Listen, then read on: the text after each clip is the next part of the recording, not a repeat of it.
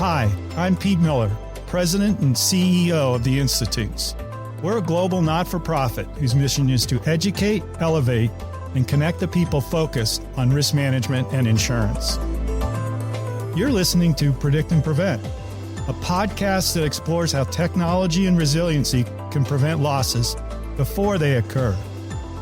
In each episode, we learn about innovative solutions and hear from leading experts on how they are making these approaches a reality today. Welcome to the Predict and Prevent podcast. Flooding is a major problem worldwide, damaging homes and vehicles, claiming lives, and disrupting businesses and communities. While river and coastal flooding risks are mapped and often covered by government warning systems, surface flooding, or flash floods caused by storms and rain, often catch us by surprise and unprepared. But what if we could better predict when and where flash flooding is imminent? In this episode of Predict and Prevent, we explore how technology is transforming flood forecasting and prevention. We learn how a cutting-edge flood prediction system uses sensors and predictive modeling to provide earlier, more targeted alerts. Giving advance warning can help businesses and communities avoid the worst impacts of surface water and flash flooding. Our guest is Avi Baruch, the co-founder of Previsico, a leading flood forecasting solution provider that started in the UK and has expanded to the US. Avi holds a PhD from Loughborough University, where he conducted research on advanced flood warning systems. Along with his academic supervisor, Avi spun out the technology he developed into Previsico, with the mission of minimizing the global impact of flooding. Well, Avi, thank you for joining us. I'm really very grateful for your time and certainly for your expertise. Tell us a little bit about your background and how you came to co-found Previsico. It's a story that's actually began well before I even got into research. So I joined a university in the UK called Loughborough University as a PhD researcher back in 2015. And I joined a project on flood forecasting that had been running for about 20 years. So Loughborough University has kind of an academic team that really focus on flood forecasting and flood modeling. And I did my PhD at the university working on an adjacent project to a flood forecasting solution that was really focused on capturing pluvial flash flooding and complementing existing government warning systems. And it was a very successful research project that was piloted with the UK government. And it was so successful that there was a lot of kind of calls for it to be commercialized and spun out. And the research project was being led by my PhD supervisor at the time, Professor Yu.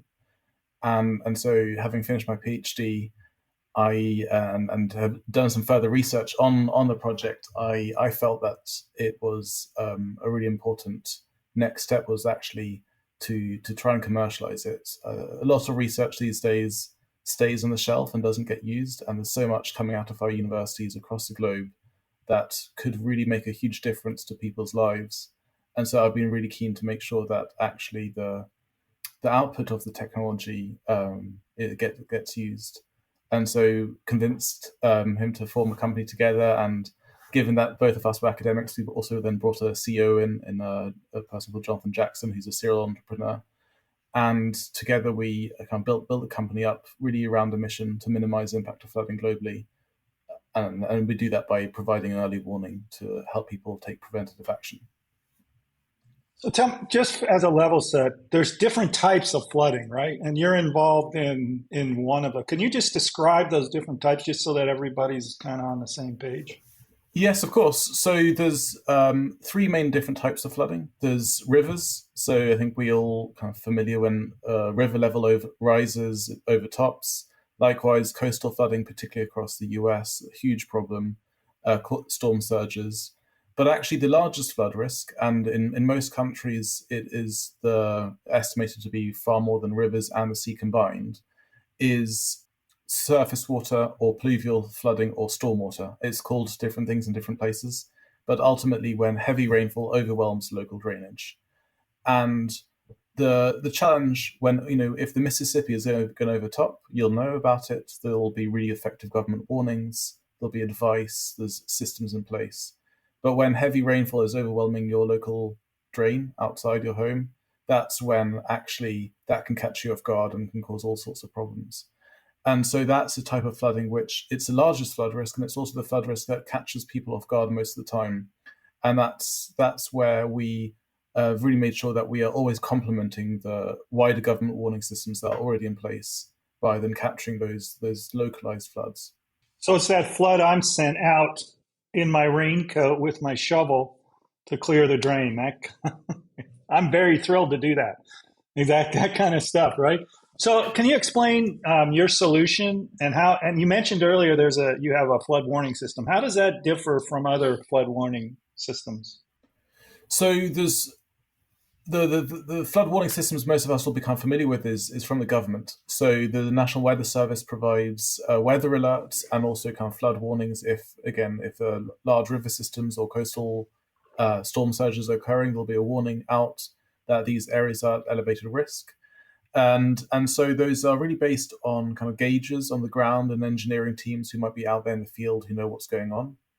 And so those are run by governments and are really effective and have proven typically the return on investment of those sorts of systems are about four to 500 to 1 based on kind of the dollar in, dollar out. So they're really effective. Now, what we do is those are also kind of available to the government, available to businesses. But what we do then is we complement those by, again, capturing those flash floods, the floods that do really kind of catch people off guard in the pluvial and small streams and surface water.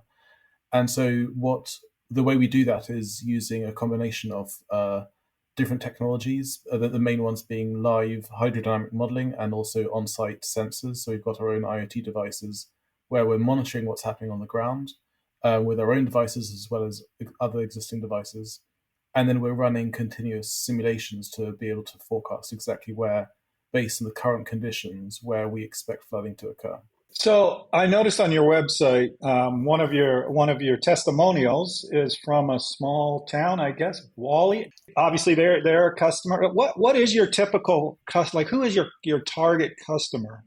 Wally is quite a unique one where it's a small community. Our average customer tends to be kind of larger infrastructure companies.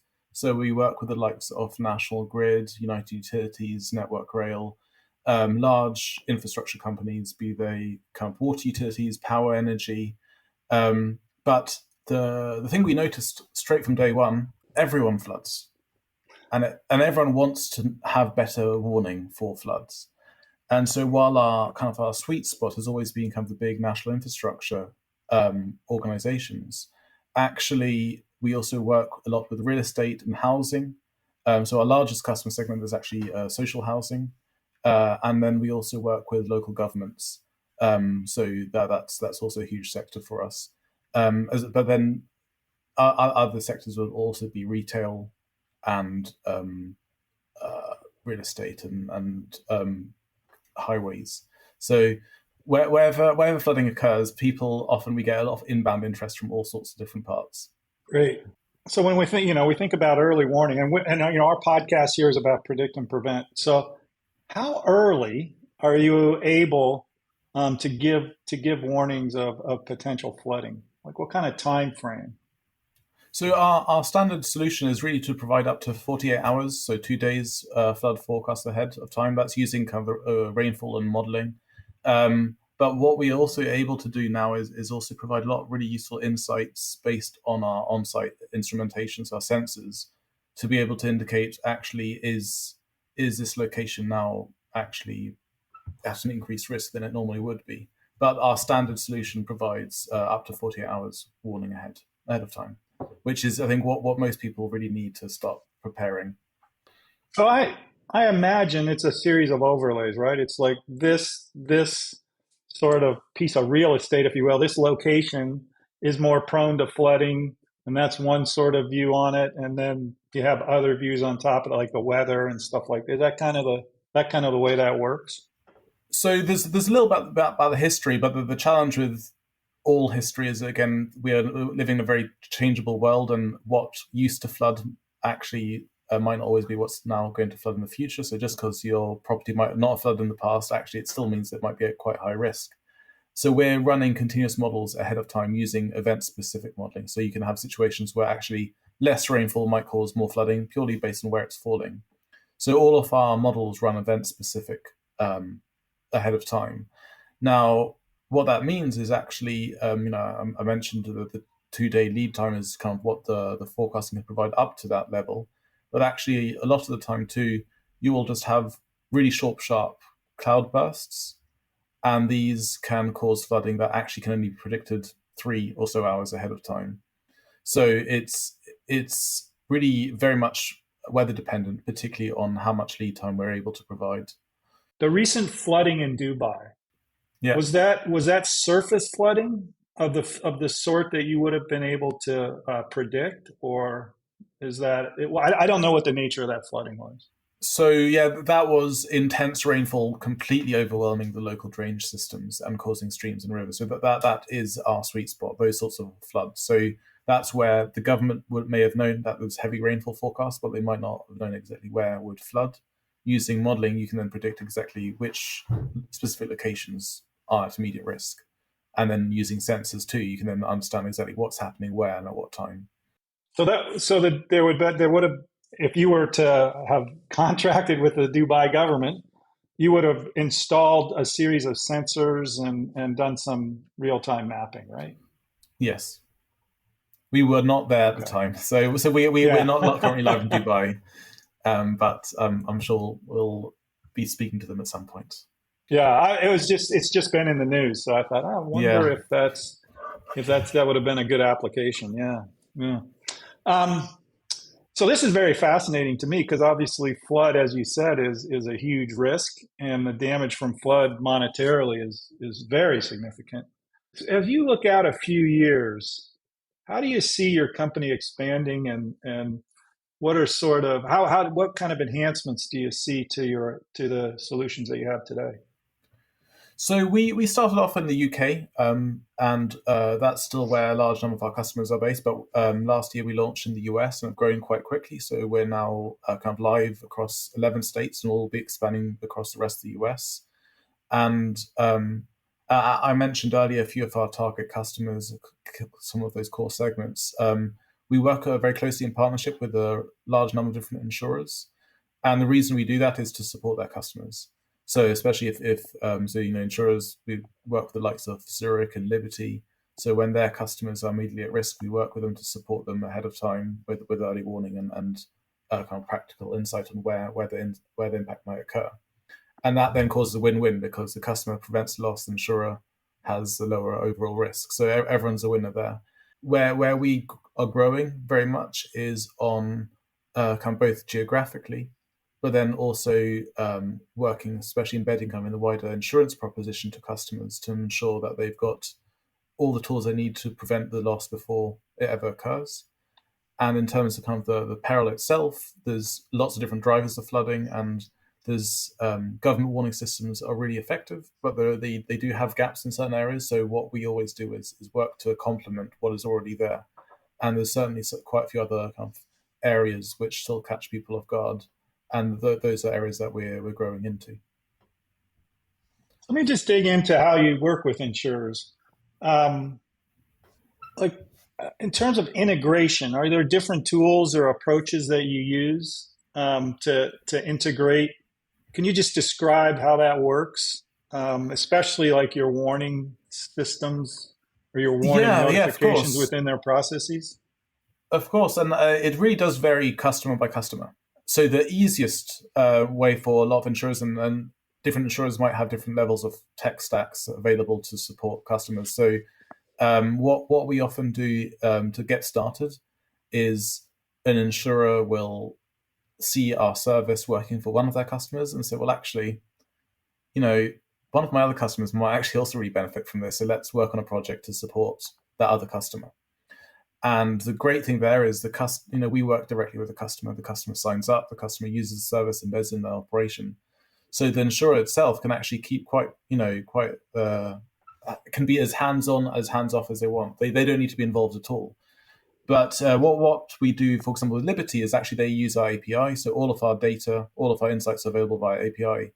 So they then embed, they've got their platform called Risk Reduce, so Liberty Specialty Markets, and they embed all of our insights into their Risk Reduce platform so that they can then deliver those to their customers. So that's then kind of part of the wider risk management solution that the insurer provides. And what we're seeing a lot of right now, there are quite a few insurers really expanding their kind of risk management proposition, that their prevention proposition. Every insurer of a certain size has some form of prevention proposition that they give to their customers.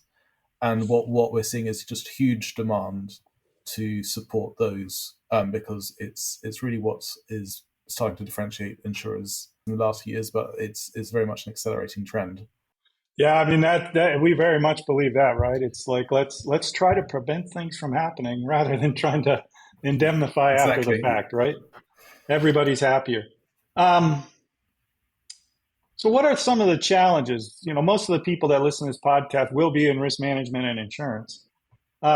So, as an organization working with folks in risk management and insurance, what are some of the challenges you see for insurers and their customers as we make the move that you mentioned to a more preventative market? So I think it's a number of stakeholders that are involved, firstly, in actually taking preventative action. So sometimes if you talk to a chief risk officer, they might not know exactly across their portfolio too much about the day-to-day kind of flood incidents. So you might have one factory go down for a day due to flooding that actually might not ever go into an insurance claim and might never be escalated. Likewise, a kind of incident response team will be very localized. So some chief risk officers will be very close to those day-to-day operations. Some of them won't be.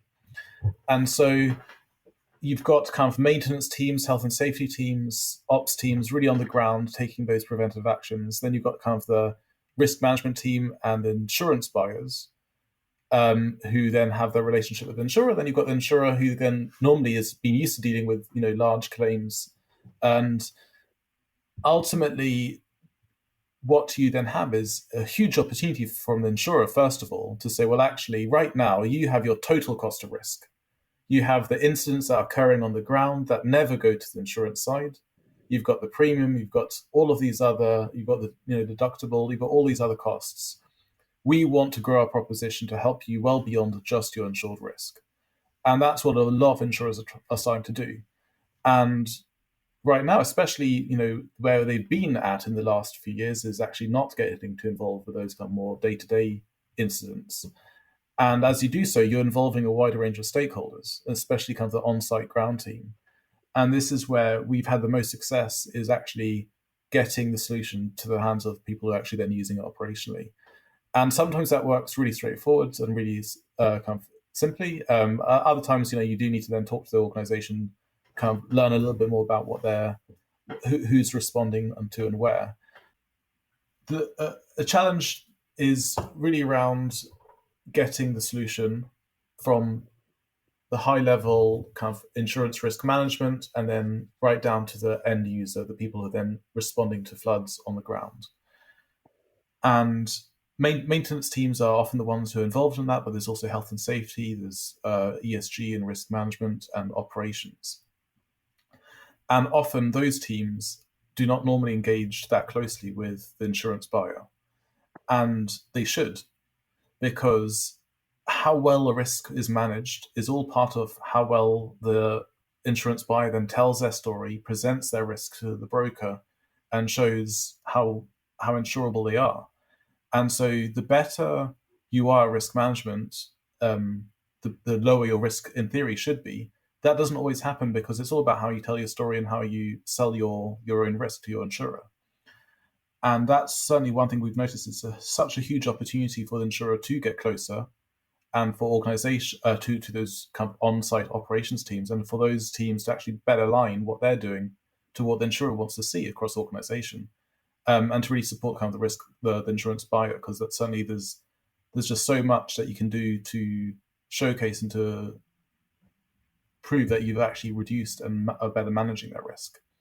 And so it's as you said, it's certainly a challenge, but it's also a major opportunity because it allows insurers to get way more embedded with their customers. Yeah, that's a great answer. And as you say, I think what I hear you saying, and I agree with, is it allows the insurer to kind of create more stickiness, if you will, with the insurance buyer, because you're bringing more expertise, more people, and a better relationship, right? Across a broader spectrum of sort of risk management. Yeah. And a lot of the good people that work at insurance companies that maybe don't always have customer facing roles, they can in this kind of thing, which should make that a more stable and long lasting relationship. That's kind of what I'm hearing you say. Absolutely, and certainly on the insurance side, I think a lot of organizations look to the likes of FM Global as real leaders in really getting out there on site with the customer, really integrating the risk management to the wider insurance proposition. And I think a lot of other insurers look to FM Global as an example of how you can really connect those in a far more effective way. And certainly what we found is our technology is one of those examples of how you can really get closer to that on-site team to prevent the loss. Tell us what your experience has been in terms of communication or storytelling, both internally to an insurance company and externally with their customers.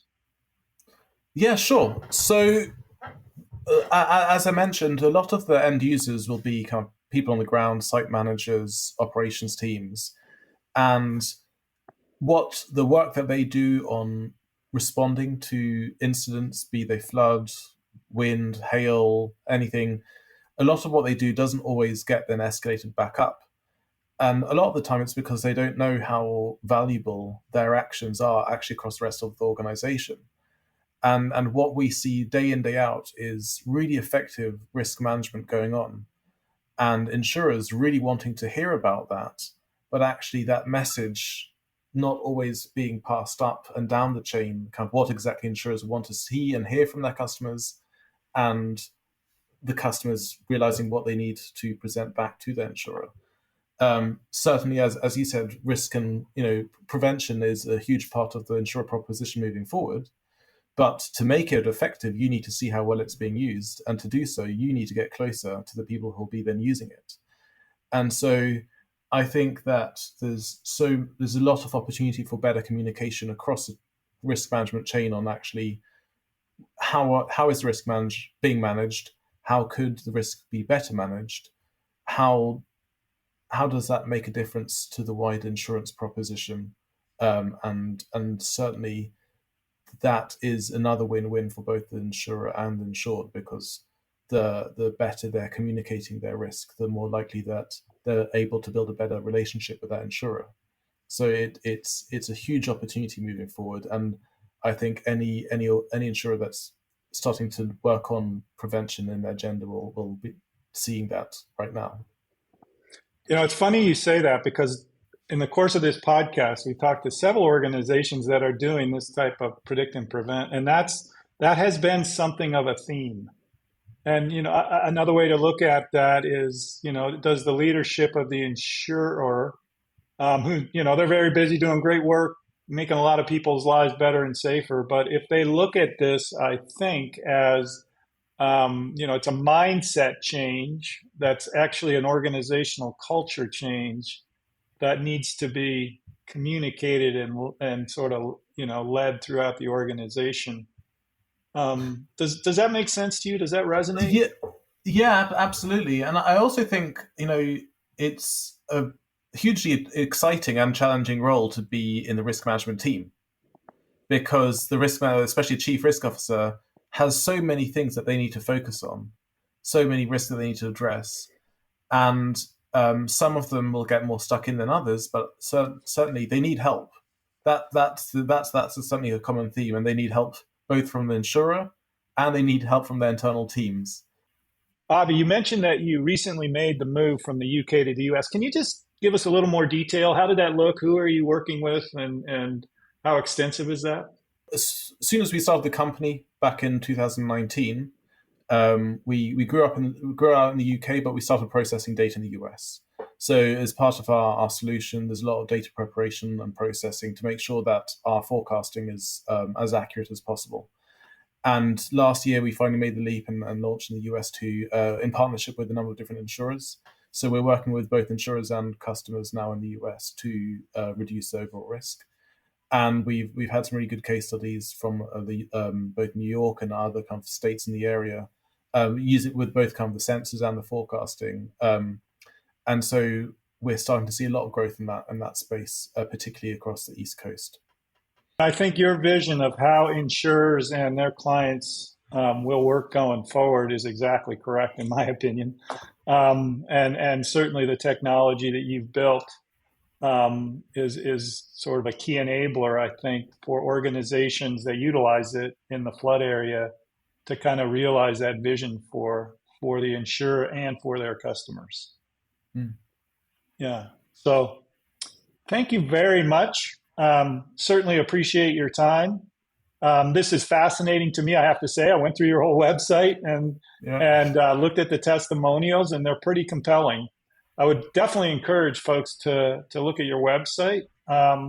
And certainly, best of luck. I think you'll have great success, certainly in the U.S., because it's a big market and has a lot of need for this. So, and thank you for your time. I really appreciate it. Thank you.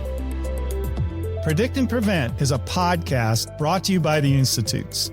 Subscribe on your preferred listening platform and join us for future episodes, where we continue to dig into this approach and the opportunities it's creating for risk management and insurance.